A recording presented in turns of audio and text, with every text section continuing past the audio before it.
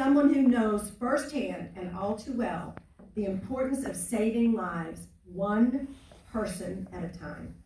Lydia.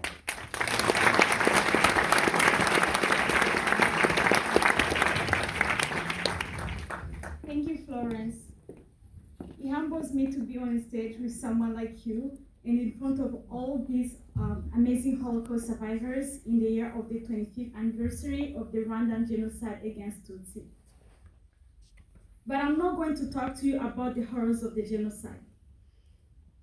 How 1 million were killed in 100 days. How brother killed brother. Uncle killed cousin. Or how thousands of women and children were raped and murdered due to the hatred and extreme ideologies. I'm not going to tell you how both of my parents were murdered by people they had helped, neighbors who treated like family. How I was left at 6 years old with my late old sister, who was only 10 years old, to take care of 5 siblings while the world around us was going crazy. Instead, I am going to talk about few people who saved my life. Upstanders who chose to help, nearly at the expense of their own. I'm going to share with you that during the darkest hours of humanity, there can be light, and there can be hope. It just takes courage and action.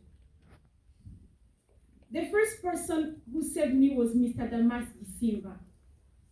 He welcomed us Tutsi into his orphanage, even though he was a Hutu, whose extremist leaders were responsible for instigating the 1994 genocide against Tutsi.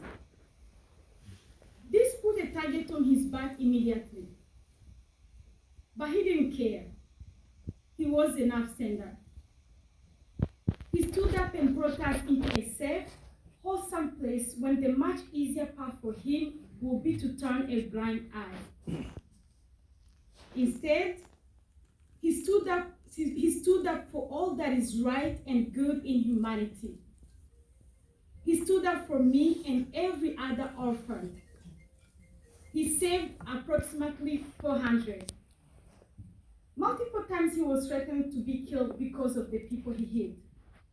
But his response to perpetrators was always to kill him before they touched any of us. He remained a selfless father to all of us. His love became a comfort during the darkest time of the genocide.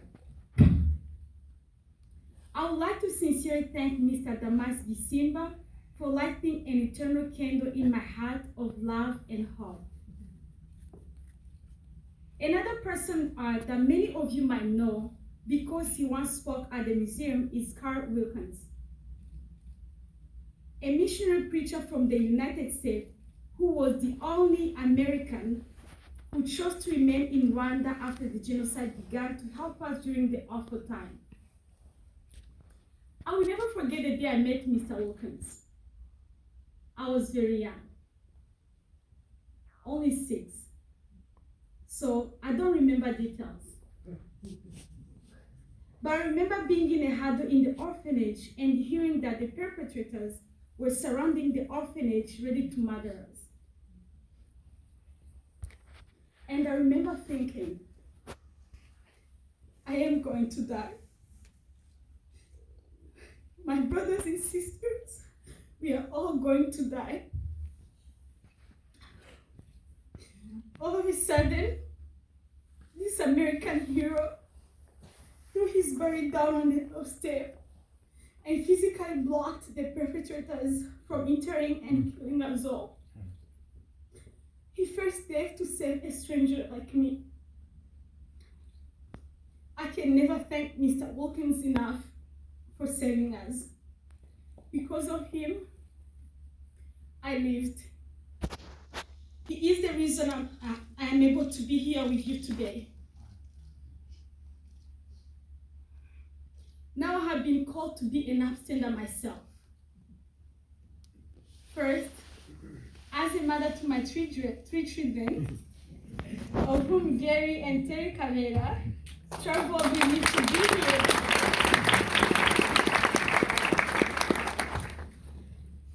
And And second, as a student studying to get my degree in counseling, so that I can help other Rwandans, genocide survivors, and their children to manage and treat their trauma.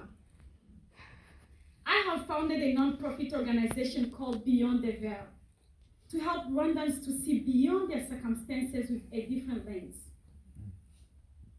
Beyond the Veil has a mission to bring awareness on mental health and its effect on Rwandans' lives and their well-being. We strive to make mental health services accessible and the basic needs like food or water to all Rwandans. So, you see, the worst time of my life is the very thing that has strengthened me and made me choose to be an Upstander. And if I can do this, so can each one of you. Thank you.